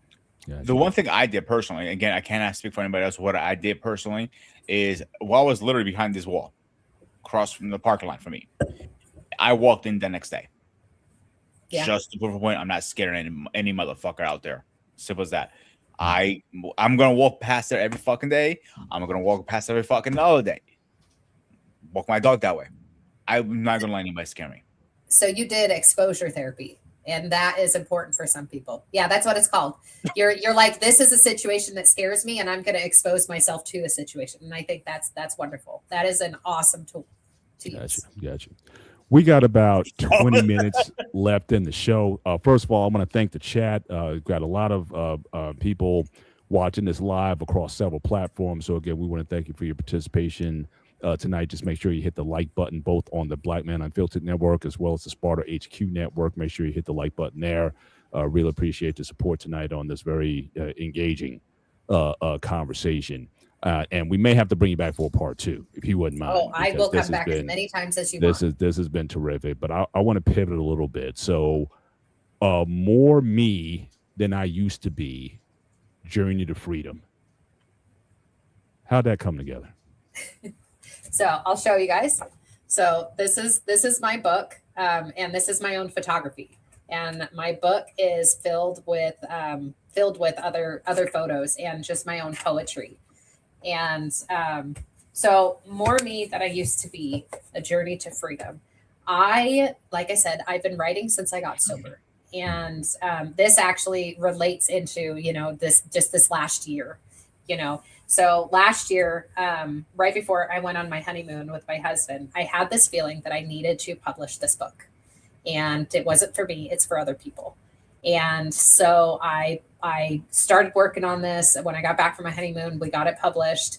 And the goal of this book, and if anybody is interested in supporting, the goal of this book is not for me to make money. Any money that I get from this book is going back into buying books to get them into jails, institutions, mental health facilities, nonprofits, or just people that are struggling. So I've already donated probably about $2,000 worth of books into, people that I feel need it. And a lot of it has been some of the, like one of the local VA, I donated some there. I had somebody who bought 10 of them, and I sent them out to North Carolina for her to give into her, she goes to the Veterans Court or the Drug and Alcohol Court. And so she's doing that. There's another mental health place here that got some. I've donated some into other locations. And anyways, so if you are interested in buying the book to get it into into jails, institutions, please let me know. You can go to sliderbabe.com and order some. If you want to order a large amount, then yes, I will sell all of. You can either buy one for 20, or you can buy more of them at cost to donate. And so, if you want, please do. But I got this book going, and it is my way of sharing the beauty that I have found in the trauma that I have been in. The title of the book, if you guys will allow me to read one more poem, is from one of my poems. And I just want people to be able to get back to who they are, because God created us in his image, right? And his image, if you look at a baby, his image is joy, and it is love, and it is connection and dependence upon other people. That is the original image. But we got lost, by our own traumas and by our own choices. And so the whole thing is, I had a bishop once tell me, like, some people are made out of clay. Okay. And God molds them into who he wants them to be.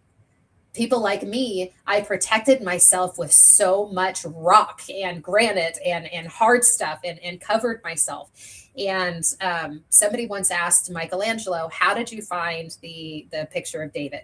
And he said, I just chipped away what wasn't him. And then I found him. And so that's what I feel like is happening to me, that God is chipping away who I pretended to be.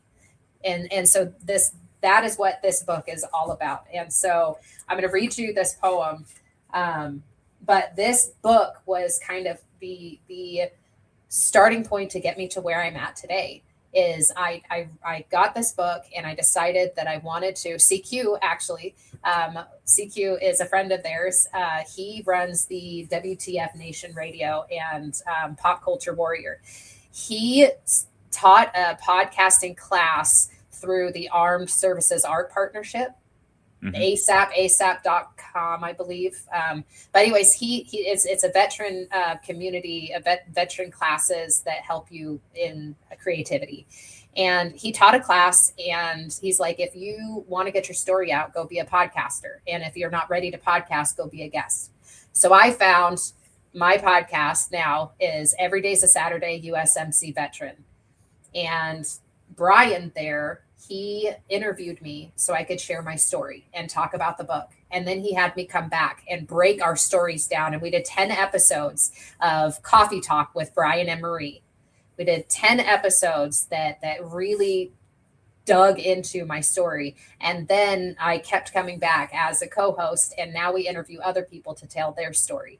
And with that, I started sharing my story on other podcasts. And so that was kind of like the beginning of my getting my voice out there and healing out loud. And so my whole thing is my life has become healing out loud, PTSD to advocacy. And so as I've been, as I got this book, I've been giving it out. I've been doing the podcasting. I've also just started doing more recovery and veteran advocacy. And people will call me and they'll talk to me about the traumas that they've been through or just what they're struggling with. And I'll connect them to other resources and help them find places to heal themselves. I am not a professional. I don't have a degree. I am just a sick mofo out here sharing my story for other sick mofos and helping them heal, and finding the resources for them to heal. And I go to events and I talk about my podcast and mental health and addiction recovery. And so that has become my whole life, Yes. Okay. So the YouTube playlist, I've got a couple different playlists where I record my poetry or just some of the stuff that I feel passionate about. And then I also have all of the podcast episodes. I've put them there that I've been on as a host or a guest. And so my whole goal is helping people and also helping people to find their voice and utilize creativity. Again, photography, writing, whatever that may be for you. My whole thing is I encourage people to find theirs. And so I'm going to read you this one last poem here, because I know we're getting short on time. But this one is called More Me Than I Used to Be. All of my life, I've collected pieces of varying sizes and shapes. I don't know why I held some close and others I hid behind drapes. Some people offered me distorted pieces, and as a hoarder, I couldn't see that even though they were part of a puzzle, they didn't belong to me. Yeah. They were part of someone else's picture, usually those who were trying to hand them over to me instead of by their own box, abiding. Like them, I too offered pieces to others along my path, and as I'm learning to step back, sometimes I have to laugh. There are some holes inside that make the picture hard to see, and other places I force the shape of a distorted figure of me. I know the image I manipulated is not the one God made, for he created everything beautiful just the way they were laid. At some point, I looked in other boxes, wishing mine was different. So I started mixing up our pieces, creating something magnificent. I started forcing pieces together, throwing others away. Stealing some from other people, and my picture changed every day. Where I'm at now is trying to get back to the box that is mine alone. And with the help of other people, God's will is being shown. I'm learning how to pick up pieces, the ones I tried to hide, by giving them to other people or thrown away in pride. I'm letting go of the distorted ones that don't fit anywhere and giving them back to their owners so their box won't be so bare. God painted the picture on my box to be the way he desired. And I'm done trying to change things. It makes me just too tired. Slowly but surely, as I get things in order, I know one day I'll find the picture that God had planned for me that got lost in my mind. Pieces are finally fitting together in the way I know he wants. He's telling me that I'll be okay in my heart and in my thoughts. The only thing I know for sure is I'm more me than I used to be. And I know the final piece of art is more perfect than eyes can see. Finger snapping, right? Awesome, tremendous. So we're gonna put the landing gear on. We would love to have you back because I definitely want to talk to you more about, again, some of the advocacy that you're doing, some of the real life situations that you've been in, and another thing, you kind of slipped it in there. We didn't get a chance to talk about it, but you got married again. Yeah. And that's been going good. So again, I would love to know, like, how'd you guys meet and really how you were able to sustain, just given all of the again, the situation that you've gone through. I'm sure he's been through some stuff, and yet you guys still found each other, because now it's like that's a whole nother discussion, certainly in this YouTube space or whatever. Everyone's afraid to get married, and marriage is dead, and just all of these things that people are just scared to be in relationship. And the fact that you guys have been able to come together and form this union still and work through and with, I mean, there's so many people who are just afraid. It's like, oh, well, you left the toilet seat, bro, I'm leaving. It's like there's just that out there. So I would love to certainly get, and I'm on my 30th season of marriage. But I learn from everybody. I learn from the newlywed. So I want to learn from you. How are you guys making this thing work? Maybe that we can have a part two where we talk about that, the relationship piece, and how you deal. Especially, in fact, your boy King, he just did a show, him and Michelle, on their, the King and Me podcast. They were talking about, again, dating someone with ADHD, and Michelle, they're very a whole different world. But yeah. I like ending this over a fun note always. Go for it. But So I'm just saying, where I'm going with this. Before you do that, let me just say, yes, there is a lot that I could talk about with that, because my husband and I both had a lot of relational trauma. We both had a lot of childhood trauma. We both were military, dealing with PTSD. I just want to say one thing. The only reason why we work is his shit is his and my shit is mine. We acknowledge that our trauma responses are our own and have nothing to do with the other person. And we're on our own individual journey of healing, and we keep things separate.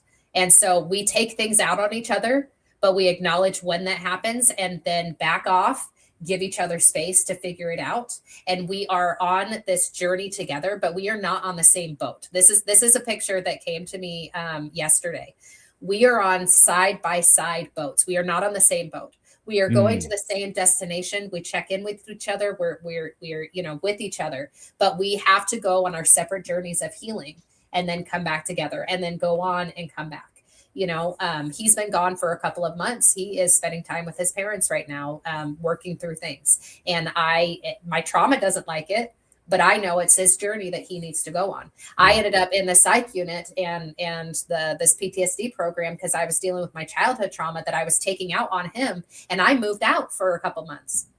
I moved out because I was like, I'm not okay with how I'm treating you. And I realized that I needed extra help. So I moved out for a month, and then I went into the psych unit and a month-long PTSD program. And so that is the only reason why we work, is being able to individually take responsibility for our own traumas and continue moving forward together. So I just want to say that, but I would love to come on and actually go into details. Listen, that's sage advice for anybody of any relationship, that is. So yeah, I would love to certainly chop it up with you there. But Pete, like you said, he loves always in on a funny. So go for it. I love a good laugh from a military person. So it has to be a funny story that you got to tell us. I don't care if it's military, civilian. Give me one fun story. Does it end on a good note? Fun story? Funny story. Funny story. Oh my gosh, you're gonna ask me that. So first one right now at the top of the line is, I don't know if you know Angry Alpha friend of CQ. He's in #1 place. So you gotta get up there. We gotta knock his crown down. Oh my gosh. You know what I'm talking about, Paul, too. Unfortunately, yeah. But a funny story. Oh my gosh. Okay. I get everybody with this one. So here's one. Okay. So when I was in the military, when I was in Germany, me and some other single people decided to go snowboarding, right? And this was people are going to be like, oh no, but this was hilarious to me at the time.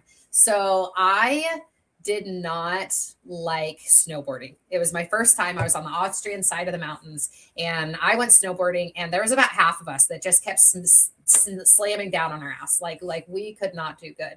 And so what we ended up doing was, about halfway down the mountain, there's about 6 of us. We decided to sit on the board and go down the rest of the way.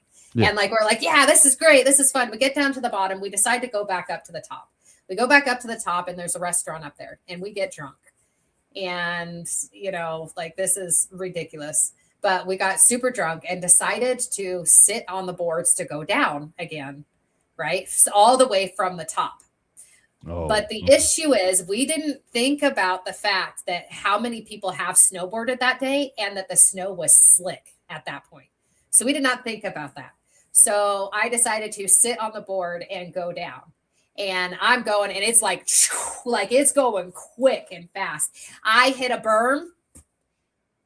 The board went up. I went up. The board went down, and I landed directly on the board. Oh. And it actually popped my hip out of socket. Oh. I had this bruise that was about that long right across my cheek and my leg, and it was miserable. Oh, yeah. It was horrible. And I had to get down. So I had to sit on the board and get down the rest of the way. But it was so bad. It was such a bad experience. But it was hilarious at the time because we were drunk and we just didn't care. Yeah. Well, you came out on the other side. You definitely came out on the other side. Yeah. But I feel bad for the board. Yeah, that was bad. It was. Yeah. Yeah, I think about it now, and I'm like, the only way that I was able to handle that was because I had been drinking. So drinking had its really horrible moments in my life, but it also helped some really hard things. Yeah. But that instance, it worked out. But yeah. But again, once again, we want to thank you so much for coming on tonight, sharing your story, keeping it 100. The whole time you didn't hold back on anything, and there's so much more that we could talk about, so many different avenues that we could certainly go down. But again, once again, I just want to promote certainly your social media, your presence here. So we have more more me than I used to be, a journey to freedom. You can certainly find that on our website, sliderbabe.com, as we can order copies of it. And certainly if you want to order multiples or whatnot, again, the money that's being raised is going to certainly to help people, to give other books, to certainly, to other vets and whatnot. Find her not just social vets, media. anybody.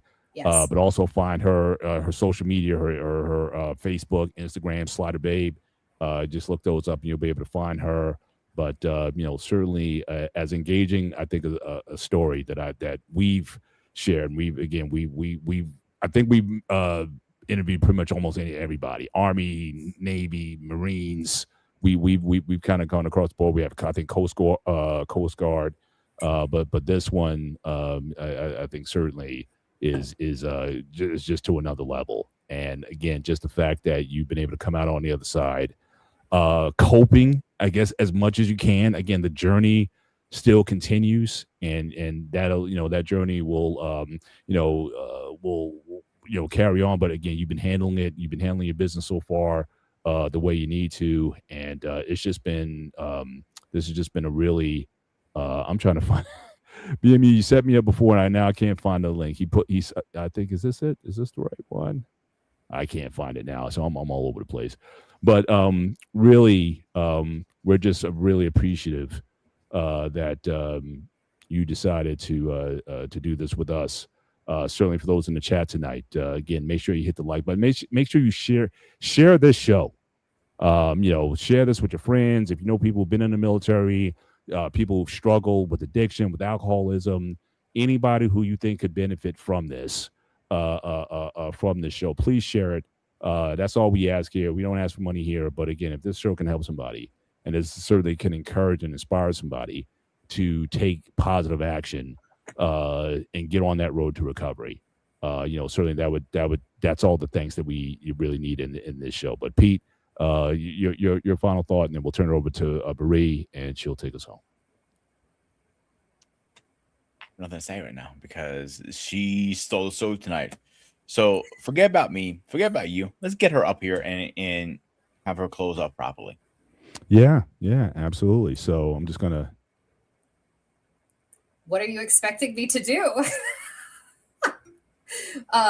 Just close out. Promote whatever you want to promote, whatever you want to say, or whatever. It's yours. I'm giving you the floor. You take us home. Take us home. Okay. Well, thank you guys for letting me be here.